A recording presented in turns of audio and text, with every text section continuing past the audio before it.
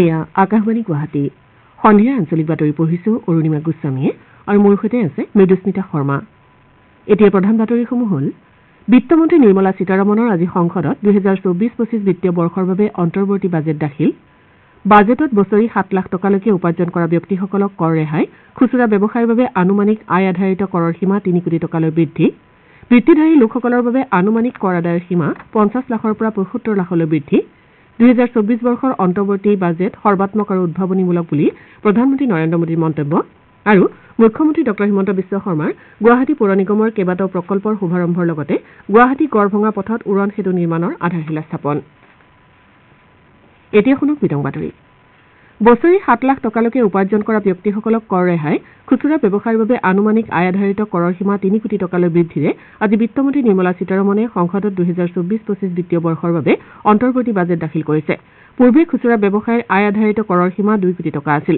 এই বাজেটত প্ৰত্যক্ষ আৰু পৰোক্ষ কৰৰ হাৰৰ কোনো পৰিৱৰ্তন হোৱা নাই বৃত্তিধাৰী লোকসকলৰ বাবে আনুমানিক কৰ আদায়ৰ সীমা 50 লাখৰ পৰা 75 লাখলৈ বৃদ্ধি কৰা হৈছে বিত্তমন্ত্ৰীগৰাকীয়ে ষ্টাৰ্টআপ আৰু সাৰ্বভৌম সম্পদ অথবা পেঞ্চন নিধিৰ জৰিয়তে কৰা বিনিয়োগৰ ক্ষেত্ৰত কৰ সুবিধা বৃদ্ধি কৰাৰ লগতে IFSCৰ কিছু গোটৰ আয়ৰ ওপৰত 2025 চনৰ 31 মাৰ্চলৈ কৰ ৰেহাইৰ প্ৰস্তাৱ আগবঢ়াইছে বিত্তমন্ত্ৰীগৰাকীয়ে কৈছে যে চৰকাৰে সংসদত অৰ্থনীতি সন্দৰ্ভত এখন শ্বেতপত্ৰ প্ৰকাশ কৰিব বিত্তমন্ত্ৰীগৰাকীয়ে কয় যে 2024-25 বৰ্ষৰ বিত্তীয় ঘাটি মুঠ ঘৰুৱা উৎপাদনৰ 5.1% হ'ব বুলি অনুমান কৰা হৈছে শ্ৰী সীতাৰমণে কয় যে ৰাজ্যসমূহক গুৰুত্বপূৰ্ণ পৰ্যটন কেন্দ্ৰসমূহৰ ব্যাপক উন্নয়ন তথা গোলকীয় পৰ্যায়ত সংবৰ্ধন কৰিবলৈ উৎসাহিত কৰা হ'ব সুবিধা আৰু সেৱাৰ মানৰ ওপৰত ভিত্তি কৰি এই স্থানসমূহৰ গুৰুত্ব নিৰ্ধাৰণ কৰাৰ বাবে ৰূপৰেখা প্ৰস্তুত কৰা হ'ব এই উদ্দেশ্যে ৰাজ্যসমূহলৈ দীৰ্ঘম্যাদী সুদবিহীন ঋণ প্ৰদান কৰা হ'ব কোভিড পৰিস্থিতিৰ পৰিপ্ৰেক্ষিততো প্ৰধানমন্ত্ৰী আৱাস যোজনা গ্ৰামীণৰ ৰূপায়ণ অব্যাহত আছে বুলি উল্লেখ কৰি শ্ৰীমতী সীতাৰমণে কয় যে শীঘ্ৰে 3 কোটি বাসগৃহ নিৰ্মাণৰ লক্ষ্যত উপনীত হোৱাটো সম্ভৱ হৈ উঠিব অহা 5 বছৰত পুনৰ 2 কোটি বাসগৃহৰ নিৰ্মাণ হ'ব বুলি তেওঁ প্ৰকাশ কৰে মধ্যবিত্ত পৰিয়ালসমূহৰ বাসগৃহৰ প্ৰয়োজনীয়তা পূৰণৰ বাবে চৰকাৰে তেওঁলোকৰ বাসগৃহ ক্ৰয় কৰা তথা নিৰ্মাণ কৰাত সহায় কৰাৰ উদ্দেশ্যে আঁচনি মুকলি কৰিব ছাদৰ ওপৰত সৌৰশক্তি আহৰণ ব্যৱস্থাৰ জৰিয়তে 1 কোটি পৰিয়ালে প্ৰতিমাহে 300 ইউনিটকৈ বিনামূলীয়া বিদ্যুৎ লাভ কৰিবলৈ সমৰ্থ হ'ব তেওঁ লগতে কয় যে জৰায়ুৰ কৰ্কট ৰোগ প্ৰতিৰোধৰ বাবে চৰকাৰে 9 পৰা 14 বছৰৰ কিশোৰীসকলক প্ৰতিষেধক প্ৰদানৰ বাবে উৎসাহিত কৰিব মাতৃ আৰু শিশুৰ যতনৰ বাবেও বিভিন্ন আঁচনি ৰূপায়ণ কৰা হ'ব বিভিন্ন বিভাগৰ অধীনত বৰ্তমানৰ চিকিৎসা আন্তঃগাঁথনি ব্যৱহাৰৰ জৰিয়তে অধিক চিকিৎসা মহাবিদ্যালয় স্থাপনৰো পৰিকল্পনা কৰা হৈছে বিত্তমন্ত্ৰীগৰাকীয়ে আৰু কয় যে সামগ্ৰী আৰু সেৱা কৰে এখন ৰাষ্ট্ৰ এখন বজাৰ একে কৰ নীতি সফল কৰাত অৰিহণা যোগাইছে তেওঁ কয় যে বিত্তীয় খণ্ডক শক্তিশালী কৰাৰ জৰিয়তে সঞ্চয় ঋণ তথা বিনিয়োগৰ ক্ষেত্ৰত সহায় হৈছে বিত্তমন্ত্ৰীগৰাকীয়ে কয় যে শেহতীয়াকৈ ঘোষিত ভাৰত মধ্যপ্ৰাচ্য ইউৰোপ অৰ্থনৈতিক কৰিডৰে ভাৰত তথা অন্যান্য দেশসমূহৰ বাবে অৰ্থনৈতিক ক্ষেত্ৰত গুৰুত্বপূৰ্ণ ভূমিকা গ্ৰহণ কৰিব শ্ৰীমতী সীতাৰমণে কয় যে বিকশিত ভাৰতৰ দৃষ্টিভংগীৰ অৰ্থ হৈছে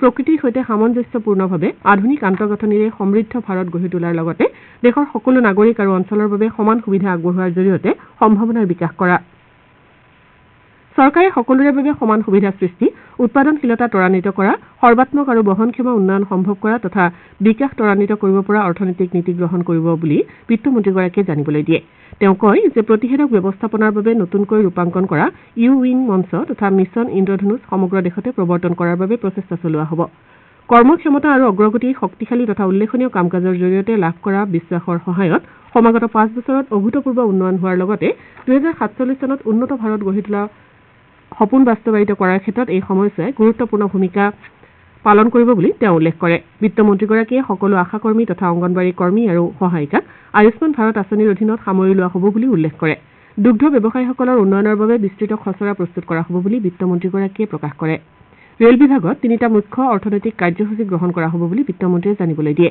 তেওঁ লগতে কয় যে যাত্ৰীসকলৰ ভ্ৰমণ সুচলতা তথা সুৰক্ষা আৰু সুবিধাৰ বাবে 40,000 সাধাৰণ ৰেলৰ ডবাক বন্দে ভাৰত পৰ্যায়ৰ মানসম্পন্ন কৰি গঢ়ি তোলা হ'ব ৰাজ্য চৰকাৰসমূহে গ্ৰহণ কৰিবলগীয়া সংস্কাৰমূলক কাৰ্যসূচীৰ প্ৰতি সমৰ্থন হিচাপে চৰকাৰে 75,000 কোটি টকাৰ সুদবিহীন ঋণ প্ৰদানৰো প্ৰস্তাৱ আগবঢ়াইছে প্ৰধানমন্ত্ৰীৰ জনধন একাউণ্টলৈ 34 লাখ কোটি টকাৰ প্ৰত্যক্ষ লাভ হস্তান্তৰৰ জৰিয়তে চৰকাৰে 2.7 লাখ কোটি টকা সঞ্চয় কৰিবলৈ সমৰ্থ হৈছে বুলি বিত্তমন্ত্ৰীগৰাকীয়ে সদৰি কৰে PM স্বনিধি যোজনাৰ সহায়ত 78 লাখ পদপথৰ ব্যৱসায়িক ঋণ প্ৰদান কৰা হৈছে বুলিও তেওঁ প্ৰকাশ কৰে আজি সংসদত উত্থাপিত বাজেট সন্দৰ্ভত শুৱালকুছিৰ বুদ্ৰাম মাধৱ সত্ৰাধিকাৰ মহাবিদ্যালয়ৰ অৰ্থনীতি বিভাগৰ সহযোগী অধ্যাপক ডক্টৰ নিহাৰ ৰঞ্জন কলিতাই এইদৰে কয় ভাৰতৰ বিত্তমন্ত্ৰী নিৰ্মলা সীতাৰমণ ডাঙৰীয়ানীয়ে আজি সদনত মোদী চৰকাৰৰ দ্বিতীয় কাৰ্যকালৰ শেষৰখন বাজেট অন্তৰ্বৰ্তী হিচাপত দাখিল কৰে আৰু নিশ্চিতভাৱে এই বাজেটে দেশৰ অৰ্থব্যৱস্থাক সবলীকৃত কৰিবলৈ কিছু আশাৰ সঞ্চাৰ কৰিব বুলি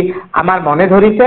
বিশেষকৈ দেশৰ দুখীয়া মহিলা যুৱ প্ৰজন্ম আৰু কৃষকসকলক সামৰি যি বাজেট আজি সদনত দাখিল কৰা হৈছে তাৰ দ্বাৰা ভাৰতৰ গ্ৰাম্য অৰ্থনীতি লগতে সামগ্ৰিকভাৱে অৰ্থনীতি সবল হ'ব বুলি আশা কৰিব পাৰি। চৰকাৰে বুনিয়াদী খণ্ডত চাকৰি সৃষ্টিৰ লগতে বুনিয়াদী খণ্ডক সবল কৰিবলৈ যিখিনি খৰচ কৰিব বুলি কৈছে সেয়া যদি সঁচা অৰ্থত বাস্তৱায়িত হয় তেনেহলে ভাৰতৰ প্ৰগতিৰ গতি পৰৱৰ্তী দিনবোৰত যথেষ্ট আগবাঢ়িব। 2047 চনৰ বিকশিত ভাৰতৰ যি কল্পনা এইখন চৰকাৰে ৰচিছে সেই কল্পনাক বাস্তৱায়িত কৰিবলৈ উদ্যোগ খণ্ড বিশেষকৈ MSME খণ্ডত কিছু বিনিয়োগ কৰাৰ কথা আজি বাজেটত উল্লেখ কৰা হৈছে আৰু যদি সঁচা অৰ্থত এয়া হয় তেনেহলে পৰৱৰ্তী দিনবোৰত ভাৰতৰ নিবনুৱা সমস্যা সমাধানকে ধৰি অৰ্থনৈতিক স্থবিৰতাৰ যি সমস্যা সেয়া সমাধান হ'ব। আজিৰ বাজেটত বিশেষকৈ উদ্যোগ খণ্ডক কিছু বিশেষভাৱে কথা কোৱা হৈছে আৰু উদ্যোগ খণ্ডক যদি আমি সবল কৰিব পাৰো তেনেহলে ভাৰতৰ অৰ্থনীতি যথেষ্ট মজবুত হ'ব। বিত্তমন্ত্ৰী ডাঙৰীয়ানীয়ে যদিও কৰ কাটলৰ ক্ষেত্ৰত বহুত বেছি পৰিৱৰ্তনৰ কথা কোৱা নাই তথাপিতো সামগ্ৰিকভাৱে যিখিনি উল্লেখ কৰিছে ইয়াৰ দ্বাৰা মধ্যবিত্ত শ্ৰেণীৰ হাতত কিছু ক্ৰয় ক্ষমতা বাঢ়িব বুলি আমি আশা ৰাখিব পাৰো। উদ্যোগ খণ্ডক সকাহ দিবলৈ যিকেইটা ব্যৱস্থাৰ কথা কোৱা হৈছে সেয়া যদি পৰৱৰ্তী দিনত হয় তেনেহলে আমাৰ ভাৰতে সুফল লাভ কৰিব। সন্মুখত লোকসভাৰ নিৰ্বাচন গতিকে তাক লক্ষ্য কৰি যদিও কিছুমান জনমুখী কথা বাজেটত কোৱা হৈছে এইবোৰ যদি বাস্তৱায়িত হয় ইয়ে কিন্তু ভাৰতৰ অৰ্থনৈতিক প্ৰগতিক দৃঢ় কৰিব। আজি সংসদত দাখিল হোৱা 2024 বৰ্ষৰ অন্তৰ্বৰ্তী বাজেটক প্ৰধানমন্ত্ৰী নৰেন্দ্ৰ মোদীয়ে সৰ্বাত্মক আৰু উদ্ভাৱনীমূলক আখ্যা দিছে। তেওঁ কয় যে এই বাজেটে যুৱ ভাৰতৰ অভিলাষক প্ৰতিফলিত কৰিছে। কেন্দ্ৰীয় গৃহমন্ত্ৰী অমিত শ্বাহে এই বাজেটৰ জৰিয়তে প্ৰধানমন্ত্ৰী 2047 চনৰ বিকশিত ভাৰতৰ সপোন বাস্তৱায়িত হ'ব বুলি আশা প্ৰকাশ কৰে। ইপিনে কংগ্ৰেছ দলৰ জ্যেষ্ঠ নেতা মনীষ তিৱাৰীয়ে এই বাজেটখনত সাধাৰণ লোকৰ বাবে কোনো বিশেষ সুবিধা নাই বুলি সমালোচনা কৰিছে। কংগ্ৰেছ দলৰ সাংসদ গৌৰৱ গগৈয়েও এই বাজেটখনে দৰিদ্ৰ মহিলা যুৱ প্ৰজন্ম আৰু মধ্যবিত্তসকলৰ বাবে কোনো উল্লেখনীয় সুবিধা ৰখা নাই বুলি মন্তব্য কৰে।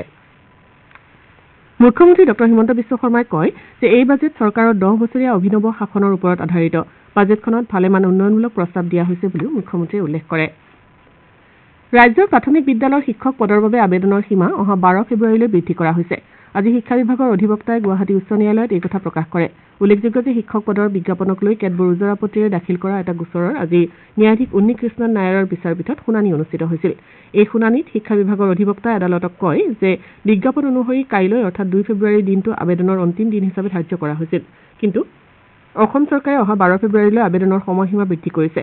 শিক্ষা বিভাগৰ এনে স্থিতিৰ পাছতে উচ্চ ন্যায়ালয়ে গোচৰটোৰ পৰৱৰ্তী শুনানিৰ বাবে তালিকাভুক্ত কৰাৰ নিৰ্দেশ প্ৰদান কৰে। উল্লেখযোগ্য যে শিক্ষা বিভাগে যোৱা 26 ডিচেম্বৰত 3800টা সহকাৰী শিক্ষক পদৰ নিযুক্তিৰ বাবে বিজ্ঞাপন প্ৰকাশ কৰিছিল। শ্ৰোতাসকলে সন্ধিয়াৰ আঞ্চলিক বাতৰি শুনিছে আকাশবাণী গুৱাহাটী কেন্দ্ৰৰ পৰা। পৰৱৰ্তী বাতৰি শুনক মৃদুস্মিতা শৰ্মাৰ পৰা।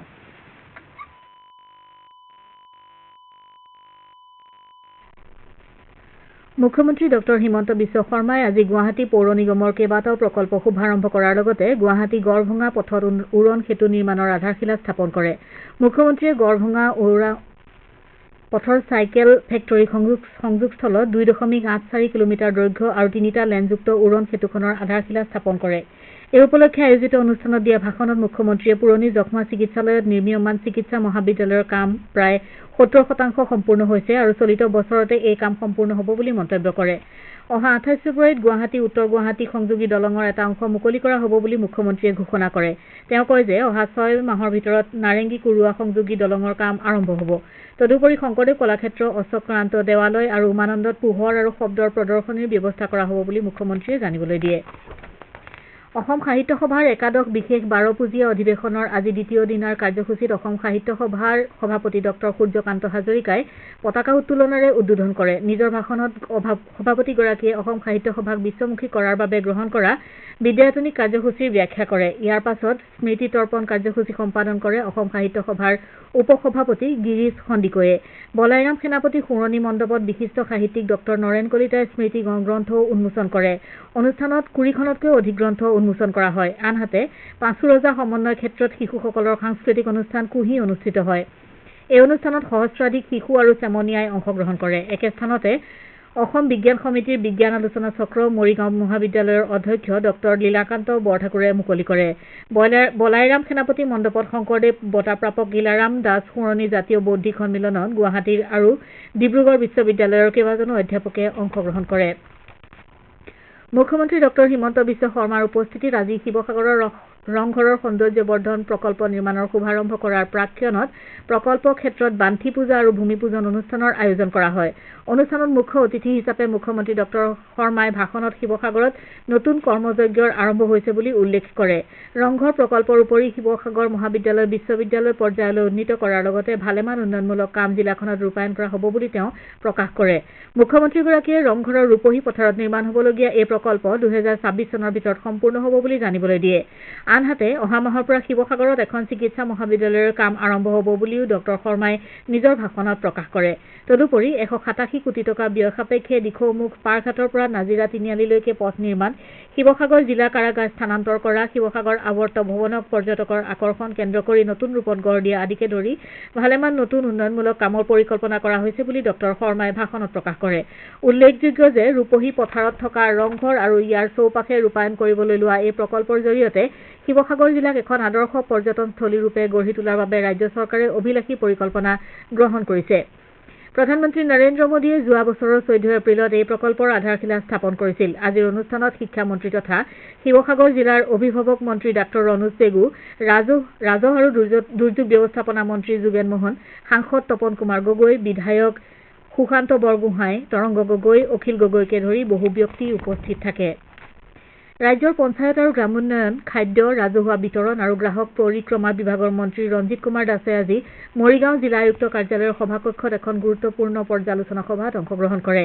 সভাত প্ৰধানমন্ত্ৰী নৰেন্দ্ৰ মোদীৰ প্ৰস্তাৱিত অসম তথা প্ৰস্তাৱিত গুৱাহাটী ভ্ৰমণৰ কাৰ্যসূচীত চুবুৰীয়া জিলা হিচাপে মৰিগাঁও জিলা প্ৰশাসনৰ কৰণীয় সন্দৰ্ভত আলোচনা কৰা হয়। মন্ত্ৰীগৰাকীয়ে বিভিন্ন বিভাগক প্ৰধানমন্ত্ৰীগৰাকীৰ ভ্ৰমণৰ সময়ছোৱাত প্ৰয়োজন অনুসৰি নিজৰ নিজৰ দায়িত্বসমূহ পালন কৰিবলৈ পৰামৰ্শ আগবঢ়ায়। সভাত মন্ত্ৰী শ্ৰী দাসে প্ৰধানমন্ত্ৰী আৱাস যোজনা গ্ৰামীণ আৰু অসম ৰাজ্যিক গ্ৰামীণ জীৱিকা অভিযানৰ বিভিন্ন বিষয় সন্দৰ্ভত পৰ্যালোচনা কৰা হয়। এই বৈঠকত বিধায়ক ৰমাকান্ত দেউৰীকে ধৰি জিলা আয়ুক্ত আৰু বিভিন্ন বিভাগৰ উচ্চ পদস্থ বিষয়াসকল উপস্থিত থাকে। সংগীত নাটক একাডেমী বিজয়ী বিশিষ্ট লোকশিল্পী মোহন ভাইৰাৰ মৃত্যু দিৱসৰ সৈতে সংগতি ৰাখি আজি 2024 বৰ্ষৰ মোহন ভাইৰা বঁটা বিশিষ্ট বাঁহীবাদক পৰমেশ্বৰ বসুমতাৰীক প্ৰদান কৰা হয়। আজি বিয়লি নলবাৰীৰ শ্বহীদ ভৱন বাকৰিত আয়োজিত এটা অনুষ্ঠানত শিল্পীগৰাকীক এই বঁটা প্ৰদান কৰে সাহিত্যিক তথা চকুৰোগ বিশেষজ্ঞ ডাঃ শুভ্ৰ কিংকৰ গোস্বামীয়ে।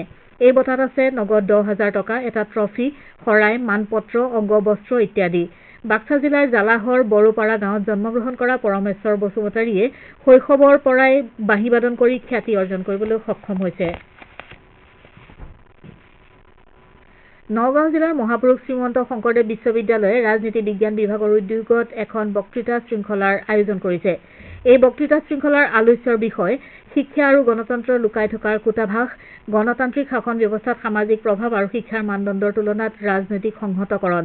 এই অনুষ্ঠানত গুৱাহাটী বিশ্ববিদ্যালয়ৰ ৰাজনীতি বিজ্ঞান বিভাগৰ প্ৰবক্তা তথা অসম চৰকাৰৰ শিক্ষা উপদেষ্টা ডক্টৰ ননী গোপাল মহন্ত মুখ্য বক্তা হিচাপে উপস্থিত থাকে। বিশ্ববিদ্যালয়ৰ ৰাজনীতি বিজ্ঞান বিভাগৰ ছাত্ৰ ছাত্ৰীসকলে প্ৰায় 30 মিনিট সময় মত বিনিময়ৰ জৰিয়তে আলোচ্য বিষয়ৰ আঁসোৱাহসমূহ দূৰ কৰাৰ চেষ্টা কৰে। পৰৱৰ্তী পৰ্যায়ত বিশ্ববিদ্যালয়ৰ প্ৰেক্ষাগৃহত সাপ্তাহিকভাৱে এই বক্তৃতা শৃংখলা অনুষ্ঠিত হৈ থাকিব বুলি বিশ্ববিদ্যালয়ৰ কৰ্তৃপক্ষই জানিবলৈ দিছে। বাতৰি শেষ কৰাৰ পূৰ্বে প্ৰধান বাতৰিসমূহ পুনৰবাৰ। বিত্তমন্ত্ৰী নিৰ্মলা সীতাৰমণৰ আজিৰ সংসদত 2024-25 বিত্তীয় বৰ্ষৰ বাবে অন্তৰ্বৰ্তীকালীন বাজেট দাখিল।